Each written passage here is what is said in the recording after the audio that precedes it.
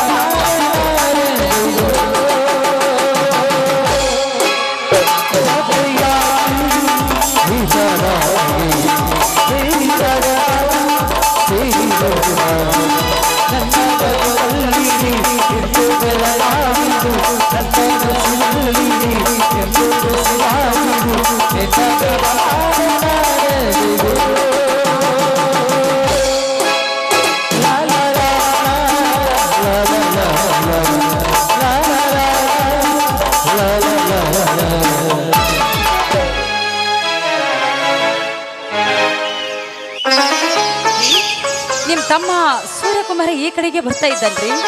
ಹೌದು ಗಿರಿಜಾ, ಬರ್ಲಿ.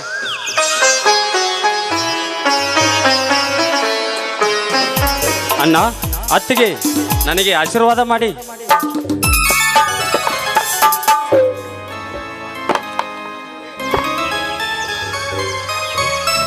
ಎದ್ದೇಳು ಸೂರ್ಯ, ಈಗ ಬಂದೇನಪ್ಪ?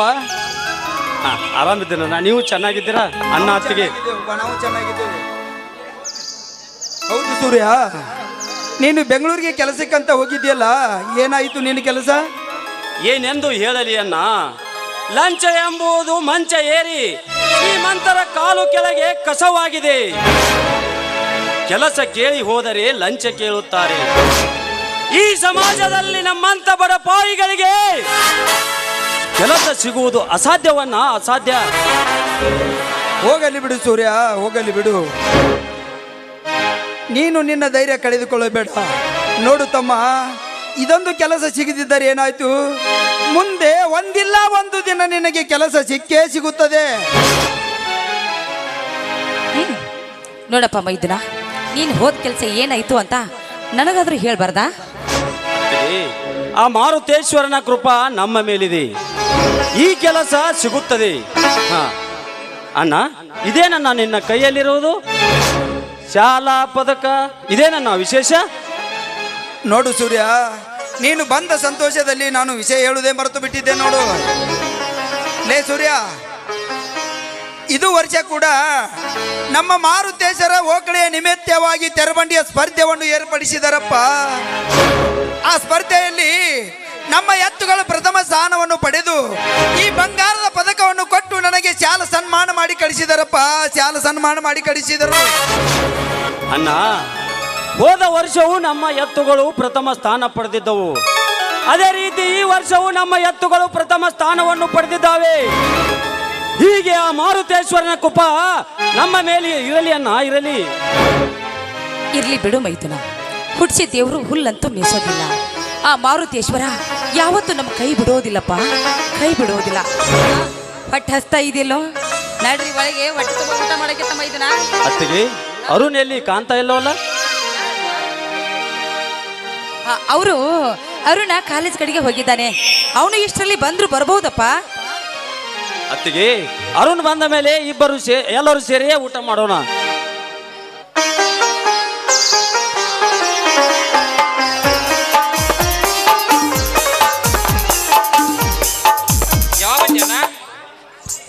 ಈಗ ತಾನೇ ಬಂದೆ ಅರುಣ, ಚೆನ್ನಾಗಿದ್ಯಾ? ಅಣ್ಣ, ನಾನು ಚೆನ್ನಾಗಿದ್ದೇನೆ, ನೀ ಹೇಗಿದ್ಯಾನ?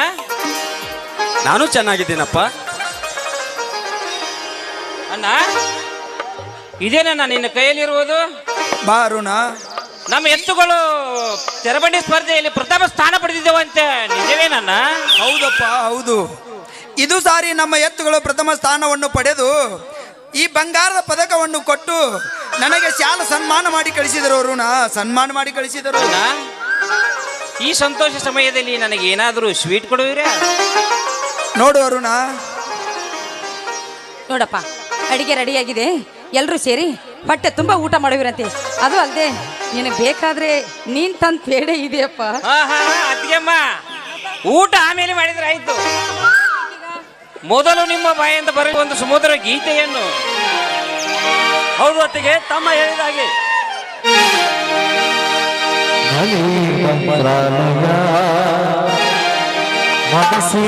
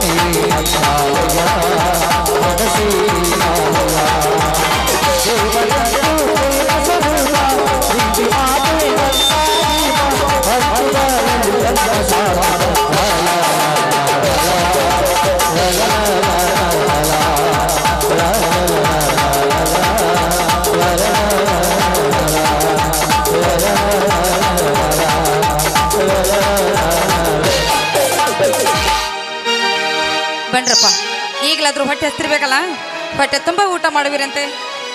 ಈಗಂತೂ ನನಗೆ ಫುಲ್ ಹಸಿತತ್ತಿಗೆ.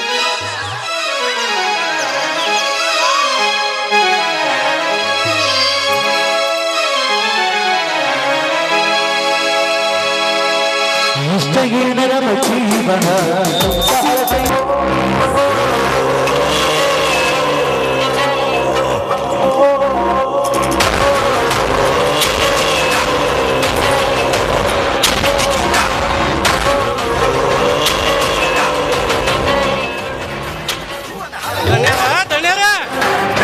ಹೋದ್ರಿ ಅಪ್ಪ, ನಮ್ದು ಎಲ್ಲ 3 ತಾಸಿಗೆ ಹರಾಜಾಗಿ ಹೋದ್ರಿ ಅಪ್ಪ ಧನ್ಯರ. ಎಲ್ಲ ಹಾಳಾಗಿ ಹೋದ್ರು ನೋಡ್ರಿ. ನಾವು ಮಾನ ಮರ್ಯಾದೆ 3 ಕಾಸಿಗೆ ಹರಾಜಾಗಿ ಹೋದ್ರು. ಏನಂತ ಹೇಳು ಶಿವನ, ಎಲ್ಲಾರು ಊರಾಗ ನಮ್ಮ ಎತ್ಕೊಂಡು ಸೋತಾವ ಅಂತೇಳಿ ನಕ್ಕೊಂಡ್ ಹಚ್ಚ ಚುಚ್ಚ ಅಂತ ಮಾತಾಡುವಂಗಾಗೈತಿ. ಏನಾಯ್ತಂತ ಬೇಗ ಹೇಳಲ್ಲ. ಏನಂತ ಹೇಳ್ರಿ ಅಪ್ಪ, ಇವಂಗ್ ಹೇಳಿ ನೋಡ್ರ ಪಿಸಾಚಿ ಆಗಿಬಿಡ್ತಾನ್ರಿ ಅಪ್ಪ. ಪಿಸಾಚಿ ಹಾಕ ನೀವು ಏನಿಲ್ರಿ ಅಪ್ಪ, ನಮ್ಮ ಎತ್ತುಗಳು ಸೋತಾವ ಅಂತೇಳಿ ಊರ್ ಮಂದಿನ ನಕ್ಕೊಂದ ಮಾತಾಡಕತ್ಯಾರ ಏಪ, ನಕ್ಕೊಂಡ್ ಮಾತಾಡಕತ್ಯಾರ. ಮತ್ತೆ ನಮ್ಮ ಎತ್ತುಗಳು ಸೋತುವ ಇದನ್ನು ಹೇಳಲು ರಾಜಕೀಯ ಆಗೋದಿಲ್ಲ ನನಗೆ. ಇಂದು ನಿನ್ನ ಮಾತು ಕೇಳಿ ಇಂದು ನಾನು ಸೋಲಬೇಕಾಯ್ತಲ್ಲ. ನಾ ಏನ್ ಅಂತದ್ ಮಾಡೀನ್ರಿ ಅಪ್ಪ, ನಾ ಕೊಟ್ಟದ್ದು ಎಲ್ಲ ಐಡಿಯಾಗಳು ಎಲ್ಲ ಸಕ್ಸಸ್ ಆಗ್ಯಾವ್ರಿ ಅಪ್ಪ. ಬರೇ ನಮಗ ಸಿಟ್ಟಿಗೆ ಬರ್ತಿರ್ಲಿ ಅಪ್ಪ ನೀವು. ನೋಡ್ರಿ ಹೆಂಗೈತಿ ಜನ, ಎಷ್ಟು ಸುಮಾರ ಐತಿ. ಚಲೋ ಆತು ಐಡಿಯಾ, ಚಲೋ ಬಾತಾರ. ಒಂದೀಟ್ ಎಡವಟ್ ಮಾಡ್ಕೊಂಡ್ರಲ್ಲ ಎಲ್ಲ ನಮ್ಮ ಮ್ಯಾಗ ಬಂದ್ಬಿಡುದು. ನೋಡಿ ಹೆಂಗೈತಿ, ಇವರ ದೋಸ್ತಿನ ಮಾಡ್ಬಿಟ್ರೆ ನಮ್ಗೆ ಯಾಕೆ ಬರ್ತೈತ್ರಿ ಅಪ್ಪ ಇದು? ಎಲ್ಲಿ ಒಬ್ಬನೇ ಮಾತಾಡ್ತಾ ನಿಂತು ಬಿಟ್ಟಿಯಲ್ಲ.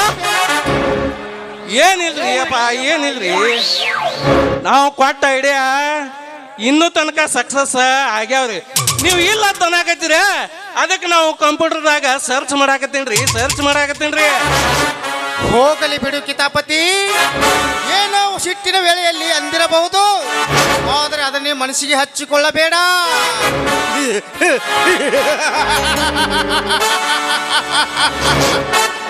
ಇನ್ನು ಮುಂದೆ ನೋಡು ಈ ಗೌಡನ ಕೈ ಚಳಕ. ಲೇ ಬಸವಂತ, ಇಂದು ನಿನ್ನ ಎತ್ತುಗಳು ಗೆದ್ದಿರಬಹುದು, ಆದ್ರೆ ಇನ್ನು ಮುಂದೆ ನಾನು ಕೊಡುವ ಕಷ್ಟ ನೀನು ಸಹಿಸಿಕೊಳ್ಳದಾಗೆ ಮಾಡದಿದ್ರ ನನ್ನ ಹೆಸರು ರುದ್ರೇಗೌಡನೇ ಅಲ್ಲ.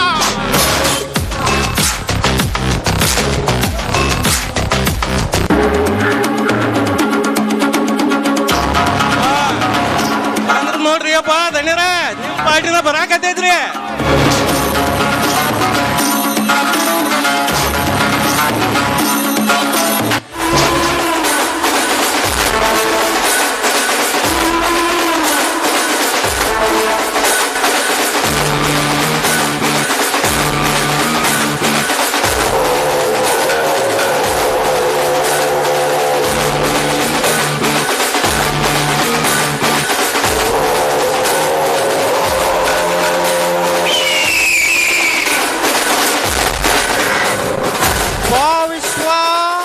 ಬಾ, ನಿನ್ನ ದಾರಿಯನ್ನೇ ಕಾಯುತ್ತಿದ್ದೆ, ನಿನ್ನೊಂದಿಗೆ ನಾನು ಮಾತನಾಡುವುದಿದೆ. ನೋಡಿ ಗೌಡ್ರೆ, ನಾನಿರುವುದು ನಿಮಗೋಸ್ಕರ. ಬೆಂಗಳೂರು ಬಿಟ್ಟು ಸುತ್ತಗುಂಡಿಗೆ ಬಂದಿದ್ದು ನಿಮ್ಮ ಕೆಲಸ ಕಾರ್ಯ ಮಾಡಲು. ಅದ್ಯಾವುದೋ ಒಂದು ವಿಷಯ ಅಂದಿರಲ್ಲ, ಒಂದಲ್ಲ ಗೌಡ್ರೆ, ಹತ್ತೇಳಿ ಆ ರಕ್ಷಣದಲ್ಲಿ ಮಾಡಿ ಮುಗಿಸ್ತೇನೆ. ಅದೇನಂತ ಕೆಲಸ ಅಲ್ಲ ವಿಶ್ವ. ಓ ಬಡಕುಂಡಿ ಬಸವಂತ ಈ ಊರಿನಲ್ಲಿ ಮೆರೆಯುತ್ತಿದ್ದಾನೆ.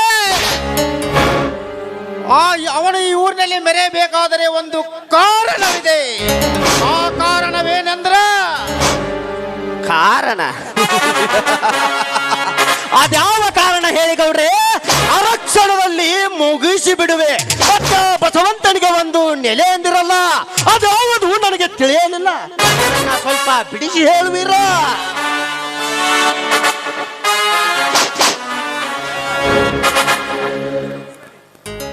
ವಿಶ್ವ ಅವನು ಊರಿನಲ್ಲಿ ಮೆರೆಯುತ್ತಿದ್ದಾನೆ ಎಂದರೆ ಅದಕ್ಕೊಂದು ಕಾರಣವಿದೆ.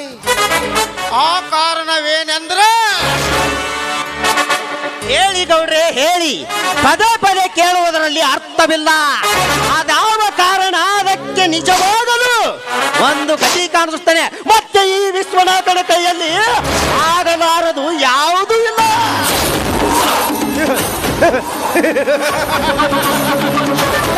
ಗತಿ ಕಾಣಿಸಲೇಬೇಕು ವಿಶ್ವ, ಗತಿ ಕಾಣಿಸಲೇಬೇಕು. ಇಂದು ಅವನ ಹೊಲದಲ್ಲಿರುವ ಚಪ್ಪರದಲ್ಲಿ ಕಟ್ಟಿರುವ ಎತ್ತುಗಳಿಗೆ ಕೊಳ್ಳಿ ಇಟ್ಟು ಅವನು ಈ ಯಾಕಪ್ಪ ಈ ಗೌಡ ಎದುರು ಹಾಕೊಂಡೆ ಅಂತ ಪ್ರತಿದಿನ ಪ್ರತಿಕ್ಷಣ ನರಳಿ ಸಾಯುವಂತೆ ಮಾಡಿದ್ರ ನನ್ನ ಹೆಸರು ರುದ್ರೇಗೌಡನೇ ಅಲ್ಲ. ಯಾಕ್ರಿ ಅಪ್ಪ ಇದೇನ್ ದೊಡ್ಡ ವಿಷಯ, ಯಾಕೆ ತಲೆ ಕೆಡಿಸ್ಕೋತೀರಿ ಅಪ್ಪ ನೀವು? ಒಂದು ಸಲ ನಮ್ಮ ಟೀಮಿಗೆ ಒಂದು ಪಾರ್ಟಿ ಕೊಟ್ಟು ಬಿಡ್ರಿ, ಮ್ಯಾಗ ಒಂದು 50,000 ನಮ್ಮ ಕ್ರಿಕೆಟ್ ಟೀಮಿಗೆ ಕೊಟ್ಟು ಬಿಟ್ರಲ್ವ, 10 ಹೊಂಡೋದ್ರಾಗ ಅವ್ರ ಚಿಂದಿ ಚಿತ್ರಾನ್ನ ಮಾಡಿ ಡಬ್ ಹಾಕಿ ಉರಿ ಹಚ್ಚಿ ಬಿಡ್ತಾರ ನೋಡ್ರಿ. ನೋಡು ಕಿತಾಪತಿ, ಆ ಕೆಲಸ ನಾನು ಬಂದ ದಿನವೇ ಹೇಳಿದ್ದರೆ ಇಷ್ಟೊತ್ತಿಗೆ ಆ ಬಡಕುಣ್ಣಿಗಳನ್ನು ನಾಶ ಮಾಡಿಬಿಡುತ್ತಿದ್ದೆ. ಇರಲಿ, ಈಗಲೇ ಆ ಕೆಲಸ ಮಾಡಿದರಾಯಿತು. ಹೌದು ಕಿತಾಪತಿ, ಆ ಕೆಲಸ ಇವತ್ತೇ ಆಗಬೇಕು. ಅದಕ್ಕೆ ಎಷ್ಟು ಹಣ ಖರ್ಚಾದ್ರೂ ನಾನು ಕೊಡ್ತೀನಿ. ಹೋಗಿ ಹಿಂದೆ ಆ ಕೆಲಸ ಮಾಡಿ ಮುಗಿಸಿವ. ಅಲ್ರಿ ಅಪ್ಪ, ಹಿಂಗೋಗಿ ಹಂಗೆ ಬರ್ತೇನ್ರಿ, ಆದ್ರ ಅದು 50,000 ರೂಪಾಯಿ ಕೊಟ್ಟು ಬಿಡ್ರಲಿ, ಮಾಡ್ತಾನೆ. ಆದರೆ ಎಂಬ ಮಾತೇಕೆ ಕಿತಾಪತಿ? ಅದೊಂದು 50,000 ಕೊಟ್ರಲ್ಲ, ಆ ಕೆಲಸ ಮಾಡ್ಕೊಂಡ್ ಬರ್ತೇನ್ರಿ. ಏ ಪಾದಣ್ಯರ, ಆಯ್ತು, ನೀನು ಮುಂದೆ ನಡೆ, ನಿನ್ನ ಕೈಗೆ ಬಂದ ಹಣ ಸೇರುತ್ತದೆ. ಆದ್ರಿ ಅಪ್ಪ, ನೀವು ಹೆಂಗ್ ಹೇಳ್ತೀರಿ ಹಂಗ್ ಮಾಡ್ತೇನೆ. ಹಾ ವಿಶ್ವ, ಆ ಫ್ಯಾಕ್ಟ್ರಿ ಕಟ್ಟುವ ಕೆಲಸ ಏನಾಯ್ತು? ಏನಂತ ಮಾತನಾಡಿ ಬಂದೆ? ಹಾ ಗೌಡ್ರಿ, ಆ ವಿಷಯದ ಬಗ್ಗೆ ಮಾತನಾಡಿ ಬಂದೆ. ಏನಂತ ಮಾತನಾಡಿ ಬಂದೆ ವಿಶ್ವ? ಓಕೆನಾ ಇಲ್ಲ ನೋಡ? ನೋಡಿ ಗೌಡ್ರಿ, ನಾ ಕೆಲಸಕ್ಕೂ ಹೋಗುವ ಮುನ್ನ ಅಲ್ಲಿ ಮತ್ತೊಬ್ಬ ಪಾರ್ಟ್ನರ್ ಬಂದಿದ್ದ. ಆ ಕೆಲಸವನ್ನು ನಾನು 50 ಕೋಟಿ ಕೊಡುತ್ತೇನೆಂದು ಕೇಳಿದೆ. ಆದರೆ ಆ ಪಾರ್ಟ್ನರ್ 100 ಕೋಟಿ ಕೊಡುತ್ತೇನೆಂದು ಹೇಳಿ ಆ ಕೆಲಸ ತಂಡ ಪಾಲು ಮಾಡಿಕೊಂಡ. ಅದಕ್ಕೆ ನಮ್ಮ ಕೆಲಸ ಸಕ್ಸಸ್ ಆಗಲಿಲ್ಲ. ಹೋದ್ರೆ ಹೋಗಲಿ ಬಿಡು ವಿಶ್ವ, ಅದು ಒಂದು ಕೆಲಸ ಹೋದ್ರೆ ಏನಾಯ್ತು, ಇನ್ನೊಂದು ಕೆಲಸಕ್ಕೆ ಕೈ ಹಾಕಿದ್ರಾಯಿತು. ಹಾಗೆ ಆಗಲಿ ಗೆಳೆಯ.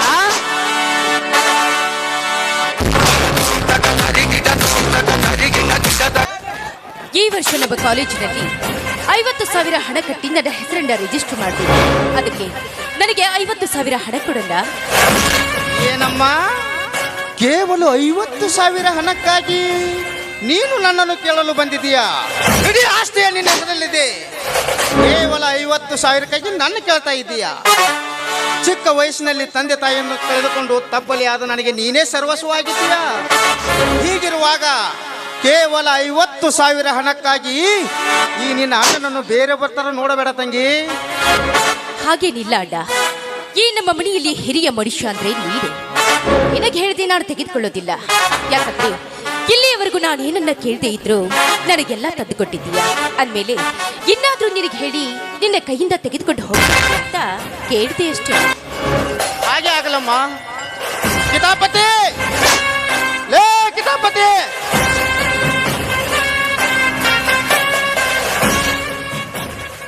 ಕರದ್ರೇನು ದನಿ ಕರ್ರಂಗಾತ್ರಿ. ಯೋ ಯಪ್ಪ, ನನಗೆ ನಿನಗೆ ಹೆಂಗ ನಾ ಲಬ ಲಬ ಹೊಯ್ಕೊಂಡ್ ನಂಗೆ ಕೇಳ್ತೇನೆ? ಇಲ್ರಿಪ್ಪ, ನನಗೆ ಹಂಗ ಅನಿಸ್ತೆ, ಅದಕ್ಕೆ ನಾ ಓಡಿ ಬಾ ನೋಡ್ರಿ. ತಲಹರಟೆ ಬೇಡ ಕಿತಾಪತಿ, ಸುಮ್ಮನೆ ನಮ್ಮ ಅಣ್ಣನ ಮಾತಿಗೆ ಎದುರು ಉತ್ತರ ಕೊಡಬೇಡ. ಹೇಳಿದಷ್ಟು ಮಾಡು. ಆಯ್ತ್ರಿ ಅವರ, ನೀವ್ ಯಾಕೆ ಸಿಟ್ಟಿಗೆ ಬರ್ತೀರಿ? ನಿಮ್ ಜೋಡಿನ ಮಾತು ಕೇಳಾಕತ್ತ ಎಲ್ಲ ಮಾಡಾಕತ್ತನ. ಅಪ್ಪಾರ ಒಟ್ಟೆ ಗೌಡ್ತಾರ್ಗೆ ಹೇಳ್ರಲ್ಲ, ಹಿಂಗ್ಯಾಕೆ ಮಾಡಾಕತ್ತಾರ ಕವ ಕವ? ಏ ಕಿತಾಪತಿ, ಸುಮ್ಮನೆ ತಲೆ ಹರಟೆ ಮಾಡಬೇಡ. ಮಾತಿಗೆ ಮಾತು ಬೆಳೆಸಿ ಮಾತಿನ ಮಳೆ ಸುರಿಸಬೇಡ. ಸುಮ್ಮನೆ ನನ್ನ ತಂಗಿ ಹೇಗೆ ಹೇಳ್ತಾಳೋ ಹಾಗೆ ಕೇಳು. ಆದ್ರಿ ಅಪ್ಪ, ನೀವ್ ಹೆಂಗ್ ಹೇಳ್ತೀರಿ ಹಂಗ ಮಾಡ್ತೇನ್ರಿ ಅಪ್ಪ. ಒಳಗಡೆ ಹೋಗಿ ಲೇಖಿತಪತಿ ಒಳಗಡೆ ಹೋಗಿ 50,000 ಹಣ ತೆಗೆದುಕೊಂಡು ಬಾ. ಆತಡ್ರಿ ಅಪ್ಪ, ಅವ ಅಲ್ಲನ್ರಿ ಅವ್ ನಿನ್ನೆ ಬಂದದ್ದು ಅಣ್ಣ ಕೆಂಪು ಚಿಲ್ದಾನು. ಲೇ ಕಿತಾಪತಿ, ಬರೇ ತಲೆಗೆ ತಲೆ ಹರಟೆ ನೀನು. ನಿನ್ನೆ ಬಂದಿರೋ ಹಣದಲ್ಲಿ ಒಂದು ಮೂಟೆಯನ್ನಾದ್ರೂ ಎತ್ಕೊಂಡು ಬಾ, 50,000 ಎತ್ಕೊಂಡು ಬಾ. ಮರಳಿ ಗೌಡಗೆ ಪ್ರಶ್ನೆ ಮಾಡಬೇಡ. ಅಪ್ಪ ದಣ್ಯರ ಹಿಂಗೋಗಿ ಹಂಗ ಬರ್ತೇನ್ರಿ ಅಪ್ಪ.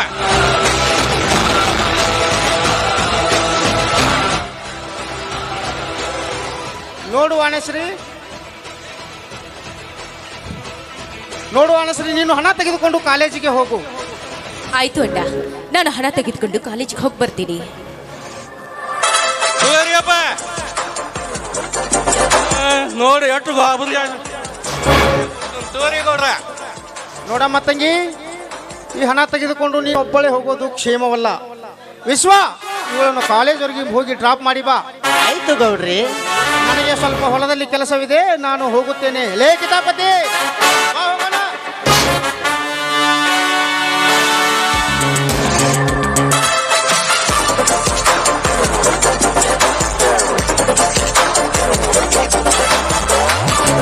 ವಿಶ್ವ, ನೀನೇನು ನಿಂತೇ ಇಲ್ಲ, ನಡೆ ಹೋಗೋಣ. Download ShareChat. ಹೋಗಿ ವಾಣಿ ಅವರೇ, ನಿಮ್ಮ ಬ್ಯಾಗ್ ಅನ್ನು ತೆಗೆದುಕೊಂಡು ಬರೋಗಿ, ನಿಮ್ಮನ್ನು ಕಾಲೇಜ್ಗೆ ಬಿಟ್ಟು ಬರುವೆ. ಸರಿ.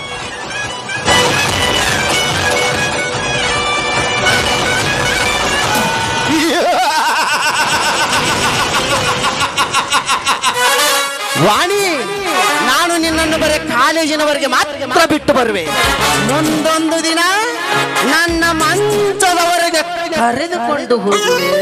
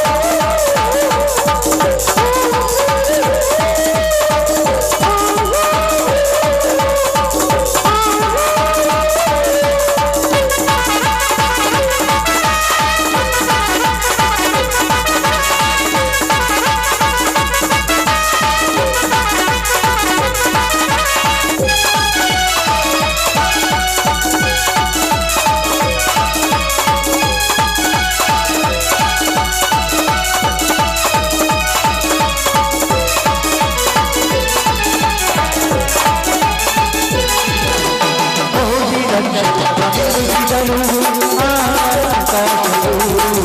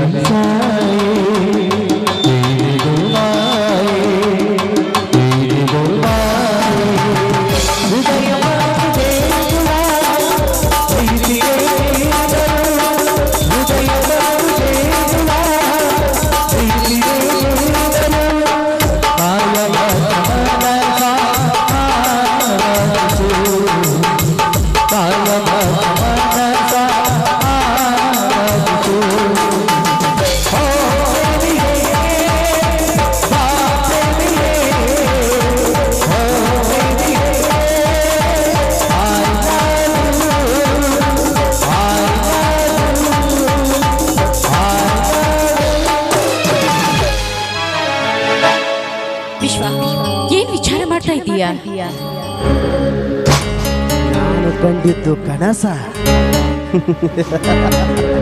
ಹಾ ವಾಣಿಯವರೇ, ಅದು ಯಾವುದೋ ಬೇರೆ ಕೆಲಸದ ಬಗ್ಗೆ ವಿಚಾರ ಮಾಡ್ತಾ ಇದ್ದೆ. ಹಾ ನಡ್ರಿ, ನಿಮ್ಮ ಕಾಲೇಜಿಗೆ ಲೇಟ್ ಆಗತ್ತೆ, ಬಿಟ್ಟು ಬರ್ಬೇಕು. ಆಯ್ತು, ಹೋಗೋಣ ನಡಿ ವಿಶ್ವ.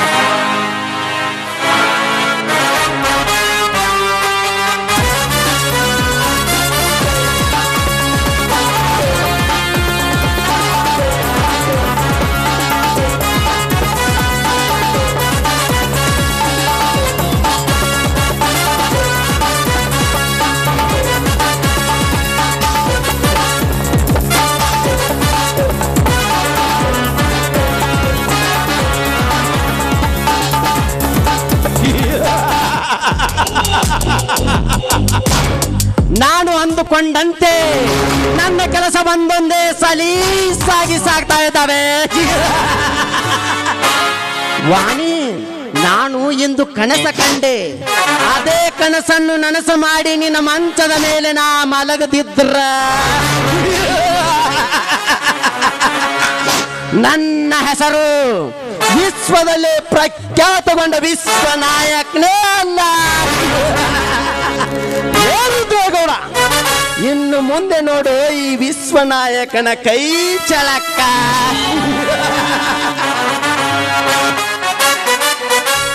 ಕಾಶಿ ಕಂಬಾರನಾದ, ಬೀಸಿ ಮಡಿವಾಳನಾದ, ಮೇಸಿ ಕುರುಬನಾದ, ಒತ್ತಿ ಒಕ್ಕಲಿಗನಾದ, ಓದಿ ಬ್ರಾಹ್ಮಣನಾದ, ಕಸಬು ಗುರುತಿಸಲು ಹಚ್ಚಿದ ಜ್ಯೋತಿ ಈಗ ಜಾತಿ ಜಾತಿ ಜಾತಿ ಎಂದು ಹಚ್ಚುತ್ತಾರೆ ಬೆಂಕಿ.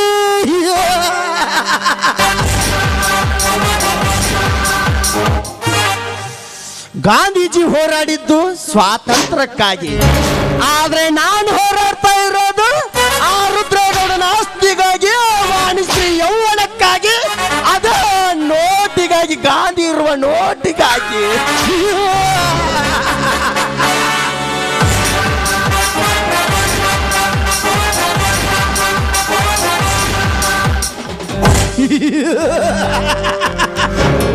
ಹಾರಾನ ಜೈಕಾರನ ನಮಗ್ ನಾವೇ ಹಾಕಿಸ್ಕೋಬಾರ್ದು. ಜನ ಹರಿಸಿದ್ರೆ ಬೆಳವಣಿಗೆ, ಜನ ಬೆಳೆಸಿದ್ರೆ ಮೆರವಣಿಗೆ.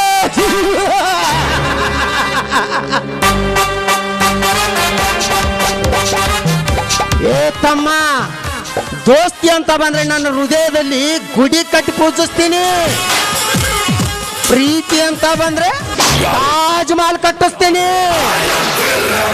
ಸಂಬಂಧಿಕ ಅಂತ ಬಂದ್ರೆ ಸೇತುವೆ ಕಟ್ಟಿ ಮೆರೆಸ್ತೀನಿ. ಅದೇ ದುಶ್ಮನ್ಗಿರಿ ಮಾಡಕ್ ಬಂದ್ರೆ ನನ್ನ ಬೆನ್ನ ಹಿಂದೆ ಏನ್ ಮಾಡೋಣ ಅಂತೀರ?